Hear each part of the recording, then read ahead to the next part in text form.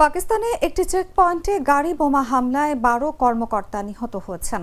স্থানীয় কর্মকর্তারা রোববার জানিয়েছেন, উত্তর পশ্চিম পাকিস্তানের একটি চেকপয়েন্টে সন্ত্রাসীরা একটি গাড়ি বোমা বিস্ফোরণ ঘটিয়েছে এবং পুলিশের ওপর গুলি চালিয়েছে। এতে অন্তত ১২ জন নিহত এবং ৫ জন আহত হয়েছেন।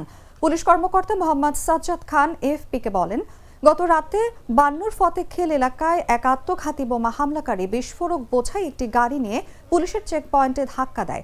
এরপর একাধিক সন্ত্রাসী চৌকিতে প্রবেশ করে। তিনি বলেন, ১২ জন কর্মকর্তা নিহত হওয়ার খবর নিশ্চিত করা হয়েছে এবং আরও একজন নিখোঁজ রয়েছেন। সাম্প্রতিক সময়ে ইসলামাবাদ ও কাবুলের মধ্যে সম্পর্কে টানাপোড়েনের মধ্যে সীমান্ত প্রদেশ খাইবার পাখতুনখোয়ায় একটি সর্বশেষ হামলার ঘটনা। কর্মকর্তাদের মতে, গাড়ি বিস্ফোরণের পর বন্দুকধারীরা পুলিশের চেকপোস্টে হামলা চালায় এবং গুলি চালায়। হামলায় ছোট ড্রোনও ব্যবহার করা হয়েছে বলে জানা গেছে। বান্নুর এক শীর্ষ প্রশাসনিক কর্মকর্তা নাম প্রকাশ না করার শর্তে এএফপিকে জানায়, হামলার সময় সন্ত্রাসীরা ভারী অস্ত্র ব্যবহার করেছে। সাম্প্রতিক সময় পাকিস্তানের সীমান্ত অঞ্চল জুড়ে জঙ্গিদের কার্যকলাপ বৃদ্ধি পাওয়ায় বান্নুও সন্ত্রাসের কবলে পড়েছে।